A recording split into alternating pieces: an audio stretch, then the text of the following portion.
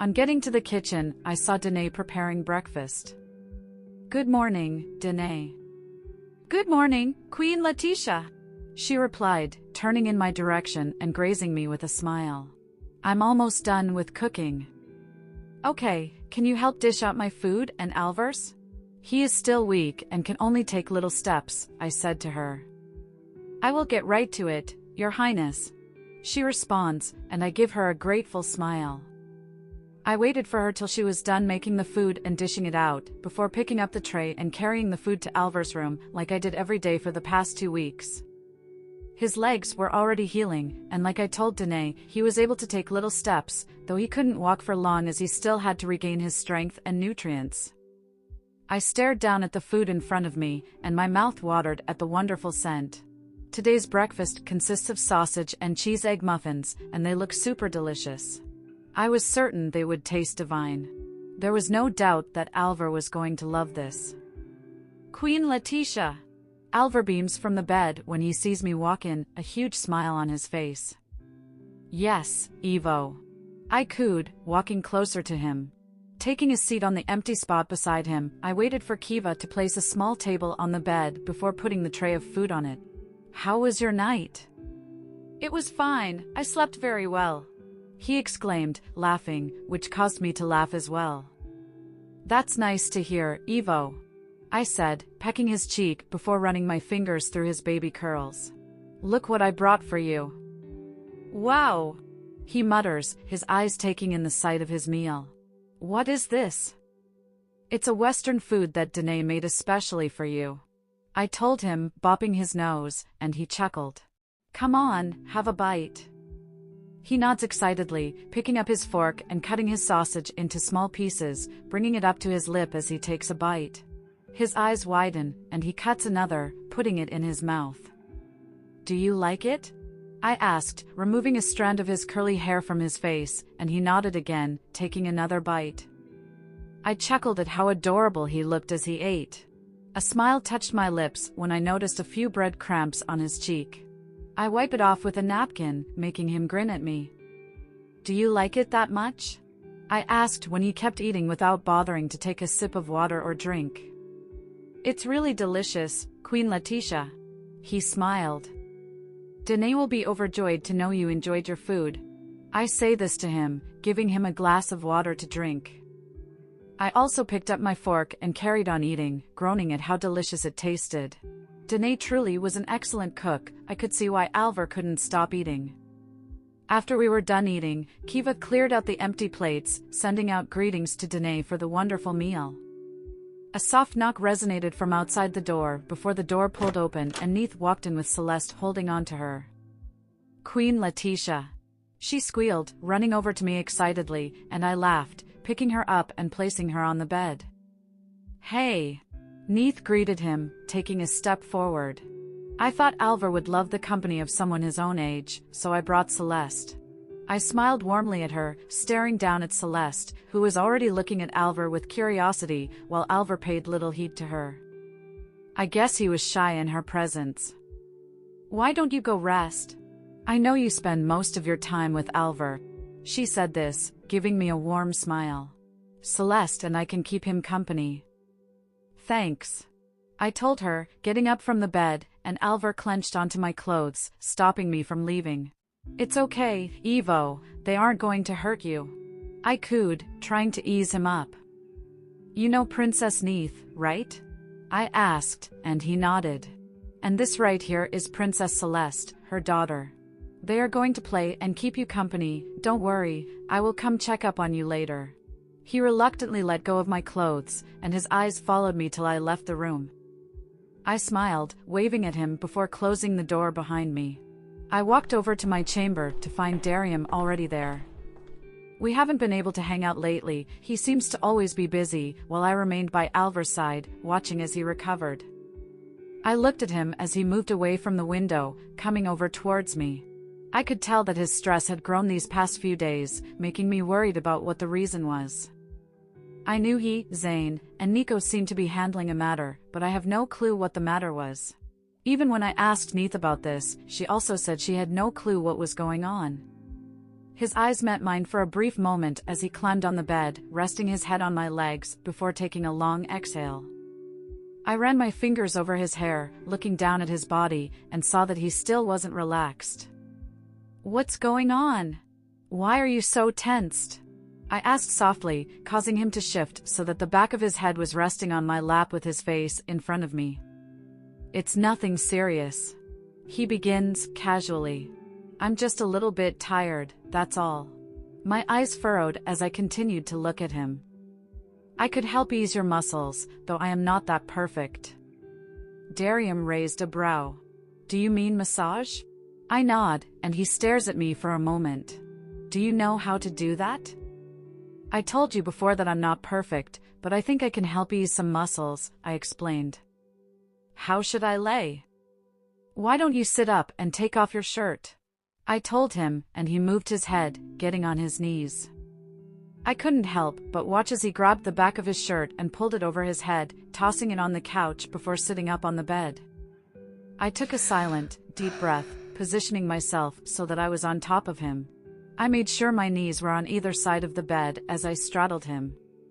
Deciding to start with his shoulders, I began to work my thumbs on his shoulder, and I felt him begin to relax. His face began to relax, letting me know that I was doing the right thing. "If you don't mind me asking, what exactly is going on?" I questioned him, and I felt him tense again. "It's nothing." He said that, and I sighed, moving my hands down to massage him while avoiding looking at him.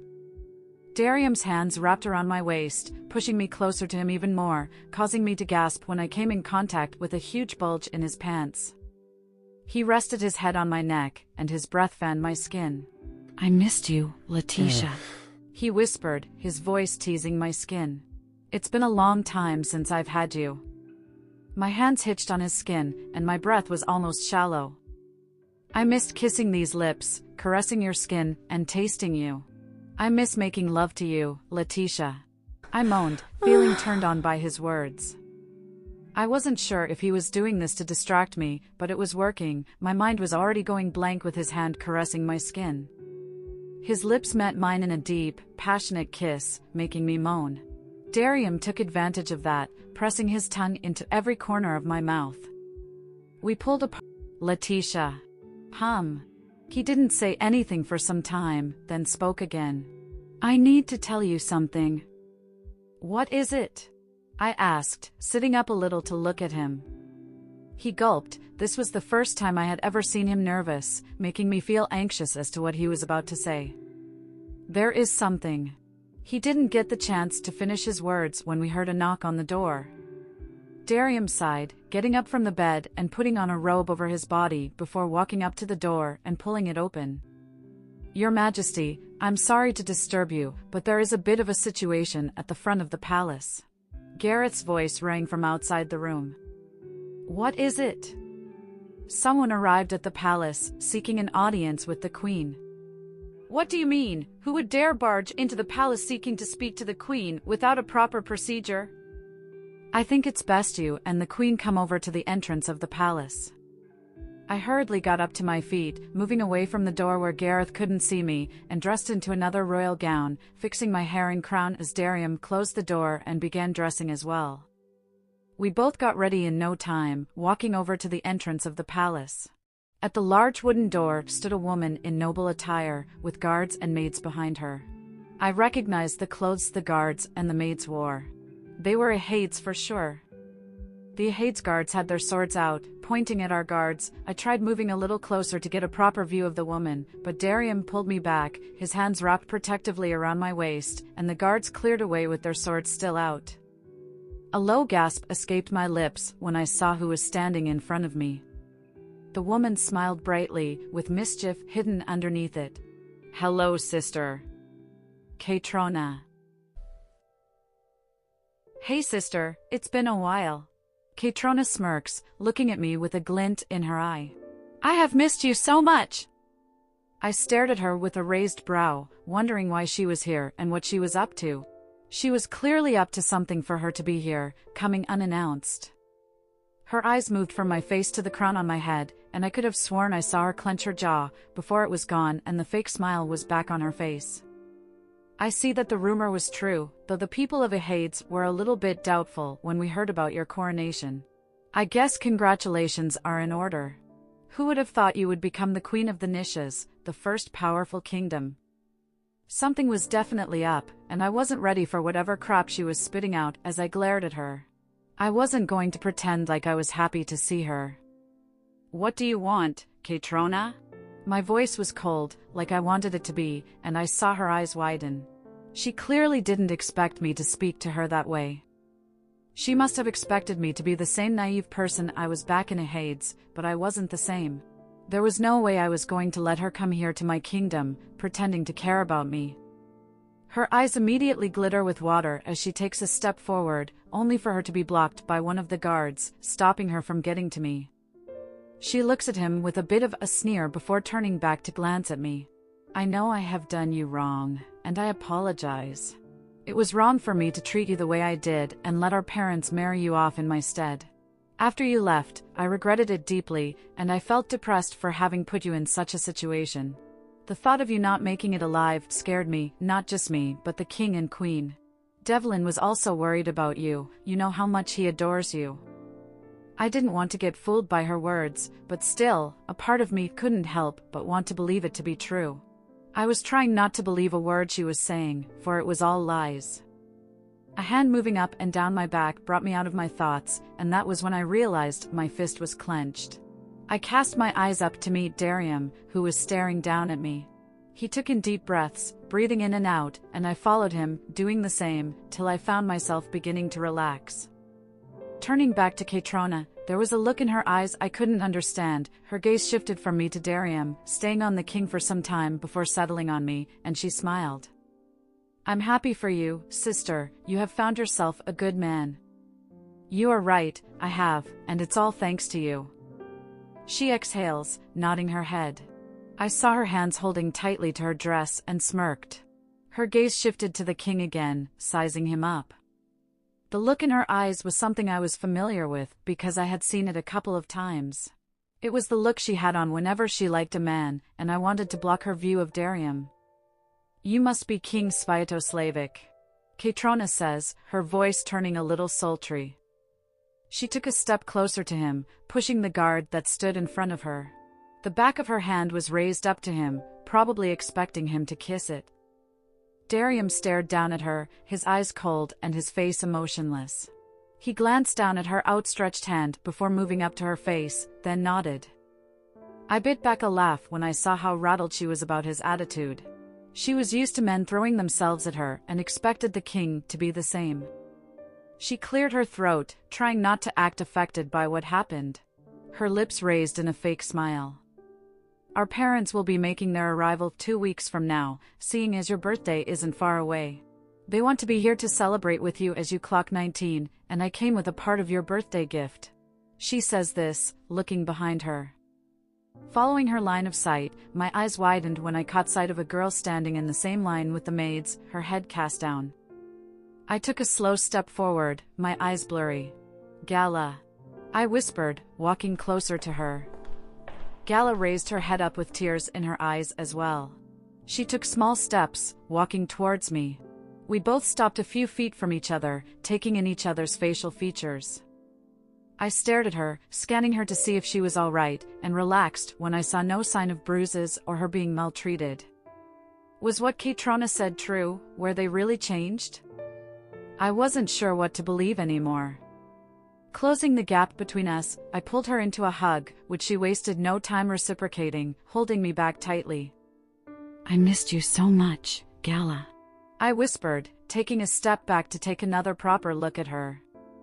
I missed you too, Princess Letitia. No, I mean, Queen Letitia. She smiles, wiping the tears from my face. With a small laugh, I took a hold of her hand and walked back to where the king was. His eyes assessed my worried face, so I nodded to let him know that I was okay. The guards will show you to your room, I said to Katrona, and she nodded, biting back a smile before walking into the palace. The Ahades guards were placed outside the palace, with only one being allowed in since he was Katrona's personal guard. I will be in the chancery if you need me, I know you have some catching up to do. Darium says, bending to peck my lips. Before I had the time to stop him, he was already back in the palace. I wasn't sure if I should follow after him or not. He wanted to tell me something. Judging from his voice, I knew it was something serious. You must really care for him.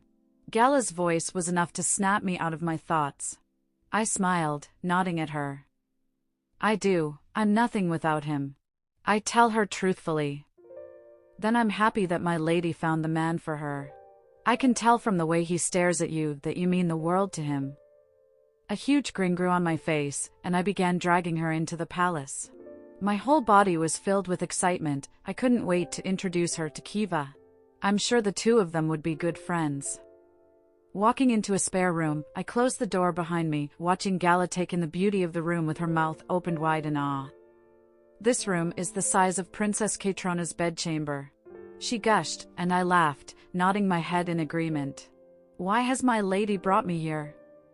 It's been a while since we last saw each other, and I'm sure the journey from Ahades to here wasn't easy, so why don't you take a rest and I will come check up on you later.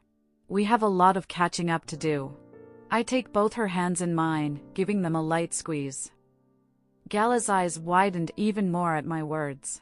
She gently removed her hands from mine, and her eyes scanned the room cynically.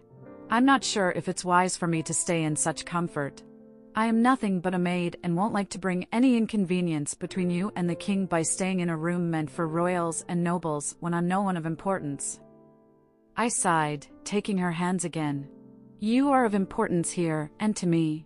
You were the only friend I had back in Ahades. I said. You don't have to worry about the king being bothered about you staying in a room as beautiful as this. He is different and not ruthless like the rumor made him out to be. Well, maybe a little bit. I joked, and we both laughed. I'm glad to see that my lady is happy. I am too. I whispered. Why don't you freshen up? I will come check up on you later. With a smile still on my face, I walked out of the room with Gareth trailing behind me. Do you know the room my sister has been placed in? I heard from a guard that she had been placed in the West Wing. The West Wing. Yes, the king requested she be placed a far distance away from your quarter after noticing your discomfort with her presence, and he also doesn't trust her intention of being here without notice. I guess I wasn't the only one who found it suspicious. Can you take me to her? He bowed before waving his hand in the direction of the West Wing. Since it was a couple of miles from where I was, we got there in 10 minutes. Kaytrona's guard stood in front of the door, knocking softly on it before opening it for me to enter, with Gareth staying behind. Closing the door behind me, I stepped into the room to see Kaytrona standing close to the window, her back facing me. She turned with a smirk on her face as she gracefully walked towards me. Since she was an inch taller than me, her height towered over me, probably trying to intimidate me, but I remained rooted in my spot, not at all threatened by her. I see you are well adjusted to your room. I said it in a sugary tone, with a fake smile on my face. I hope it's to your liking. She scoffs, scanning the room. I admit its beauty is beyond my expectations, though I'm not sure if I should be delighted after being placed so far away from the main halls of the palace. I'm afraid I can't do anything about it. The smile is still on my face. The king is not so trusting of outsiders, and I'm sure you are well aware of how he perceives the people of Ahades. She scoffs again. The way you talk like you aren't a part of us. There is no denying where I grew up, but I was never a part of Ahades, and you are very aware of that. You can't blame anyone but yourself if you don't fit in well. That's who you are, you have been deemed to be in the shadows. She says this, walking past me to sit on the bed, one leg crossed over to the other. I guess that was because I was meant to shine brighter, somewhere different than a kingdom being ruled by an egoistic, power-hungry king. Her mouth opened wide, clearly stunned by my reply. She keeps mistaking me for the scared, helpless girl she knew. I was different now. There was no way I would ever let her have control over me or have the last laugh. How arrogant you have grown to be, sister. She spats. Does being the queen of the Nishas give you the right to speak about our father that way? I felt the urge to roll my eyes. Now he was our father. He wasn't a father to me for the past 18 years of my life, and now she was referring to him as our father. Sister, I know how badly we wronged you, and the both of us arguing is just going to put a strain on our relationship. I only came here because I want to mend our relationship. I want us to be close. You are, after all, my younger sister. She got to her feet, walking over to me before hugging me while she patted my back softly. I hope you do forgive me for how I acted and treated you. She mutters, taking a step back. It must have been frightening for you, coming here by yourself and adapting to their ways, which must have resulted in you putting up a bold front, trying not to look scared, but you don't have to pretend anymore. Kaytrona continues to speak, her eyes on my crown before moving them down to meet mine. The Nishas are known for their ruthlessness and cold exterior. Seeing the way the king acted at the entrance of the palace, it must be difficult for you. Ha! I see she was still bothered about Darium's behavior towards her at the gate of the palace, and I struggled not to smirk. I didn't bother replying to her, knowing it would be a waste of time trying to feed into her curiosity, but instead smiled. Etl-RD. Darium's voice behind me stopped me on my track, and I halted, turning to look at him. It was the next day, and I was on my way to the dining hall with Kiva behind me. Darium had woken up before I did, so I thought he would already be in the dining hall. I guess I was wrong. He walked over to me, his arm wrapped around my waist as he bent to peck my lips. I didn't expect you to be here, I say to him, my hand on his chest, and he chuckles. His hand on my waist softly caresses my back. I thought I should escort you to the dining hall. It's been a while since we all gathered together for a meal. I nod, smiling. I agree with you, though the circumstances of what brought us together is anything but pleasant. I grumbled, causing him to laugh. How bad can she get? You have no idea, I muttered as we both made our way to the dining hall. I still couldn't believe Kaytrona was really here.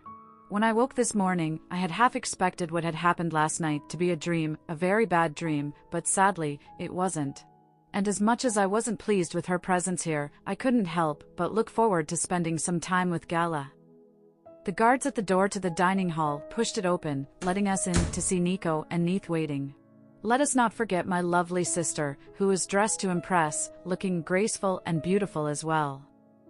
Her hair was tied up with 2 strands by the side, her fair white skin shining more radiant than ever, and her dress was pulled down a little, making the cleavage of her breast visible. The 3 stood when we walked in, they both had a smile on their faces. I returned Nico and Neith's smile with a genuine one, while Kaytrona, I could only muster up a weak one.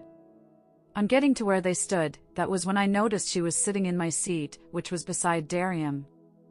I cleared my throat, giving her a look to move, but she just quipped an eyebrow at me, trying to act innocent. Like she had no clue what I was talking about. I stared at her blankly, waiting for her to move, but she just stood there, still looking at me with a smirk she tried so desperately to hide. What seems to be the problem, sister? You're in my seat, I replied coldly, and she gasped dramatically, like she had no idea. I didn't know you sat here. She mutters. Next time I will try not to take your seat, so why don't you sit elsewhere today? Imagine her audaciousness, telling the queen to sit elsewhere. Neith counters, speaking before I had the chance to. There was scorn on her face as she glared at Kaytrona. I believe this is a conversation between my sister and me. Kaytrona responded with an equal sneer, throwing a dagger at her. Neith scoffs, rolling her eyes. Don't try acting innocent, it doesn't suit you, Kaytrona. I believed I had told you about whom the seat belonged to before sitting on it. You just choose to ignore my words. The scorn on Kaytrona increased even more, and her lips parted about to counter Neith's words when the loud voice of Darium boomed, ending our banter. Enough!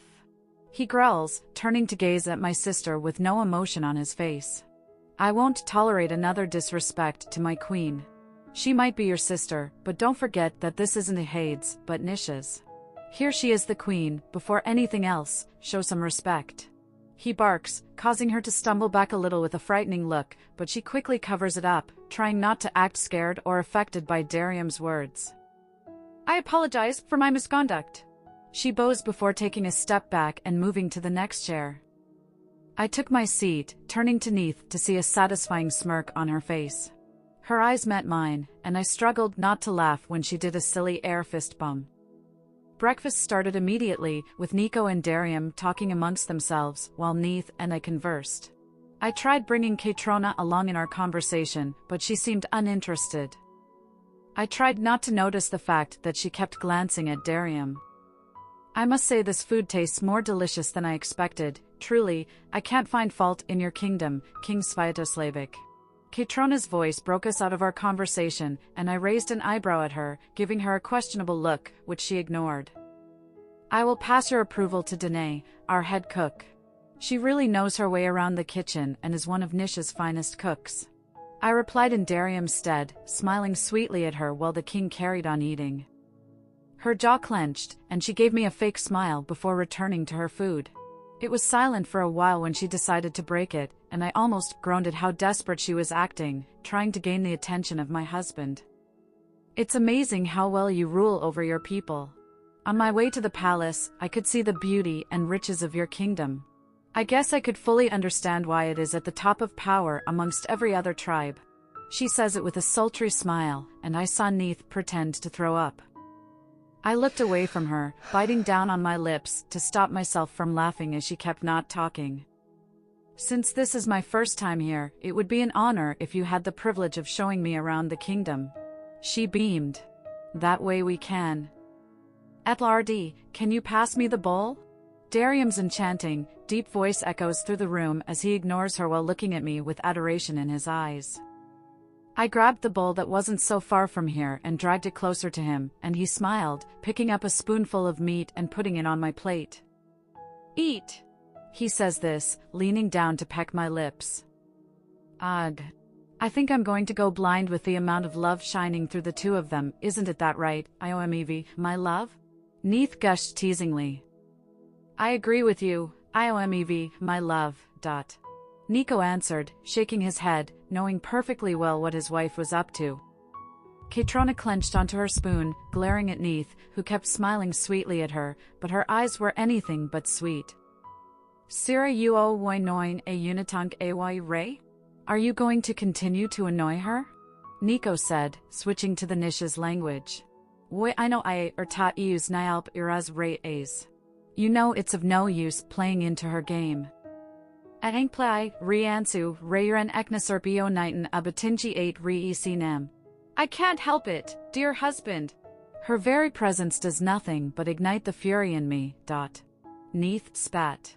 Oue on Purevrolat Esa as class esym retaber, use final ray ya or si area. You know very well that she has her claws on my brother, sweet talking her way into his life. Darium scoffed, rolling his eyes, before picking up a spoonful of meat and bringing it up to my lips. I opened my mouth and took a bite. And then as Ilreal stes adigasum, esra wa retro nasaii eldness noitneta array, I think she clearly gets the message, seeing how your brother hasn't paid a single attention to her. Sios ezisre eviari idar evig sioek, does she look like someone who is ready to give up? She counters. I name Ediuonite as Dlau Hiui 8 Yi Tai 8 Motentni Ei Jinbi Sioek Ales.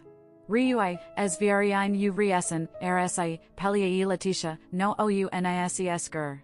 Nera OU ETA Eredab OU Renai Etiril Tai 8 Ren. I mean, do you think she would have come all the way here with the intention of giving up that easily? I don't think so, she is nothing but a sneak.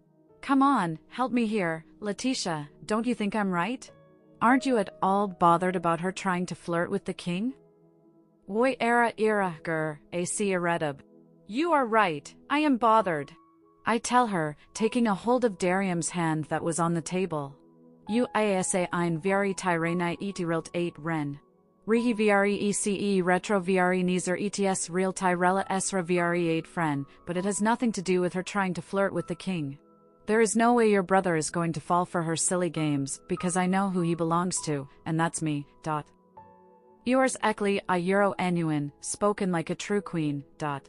Darium raised my hand up to his lips, and he pecked it. Kir, puio iris. Ugh, enough of your cheesiness. Neith exclaimed, but I saw her lips raised by the side.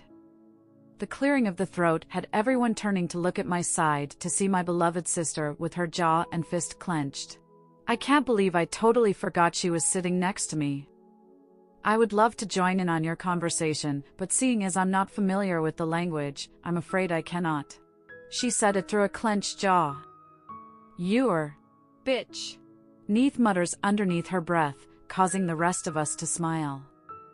I apologize, sister, for our lack of manners, I said.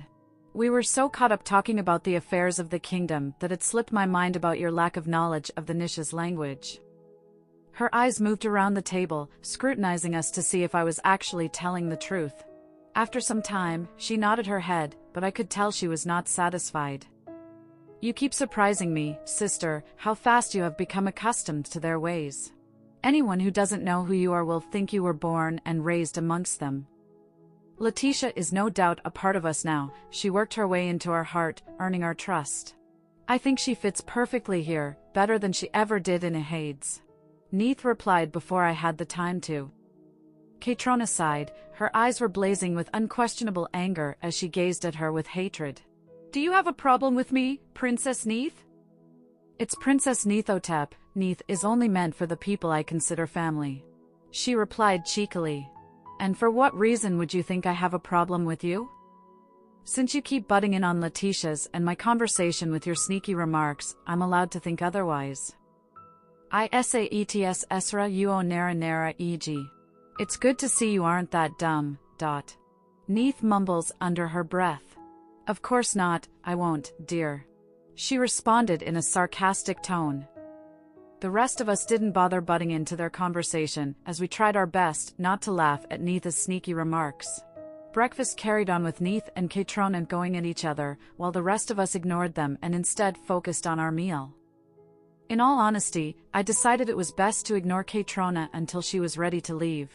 I knew she had stated about our parents' arrival a few days from now. I could only hope they have a change of heart and decide not to go through with their journey. The heavens know Katrona's being here was more than enough. I didn't want them adding to it. I guess I would have to wait a few more days to know. I wasn't sure how I was going to feel if I ever saw them again. But one thing was for certain, it was going to be anything but joy.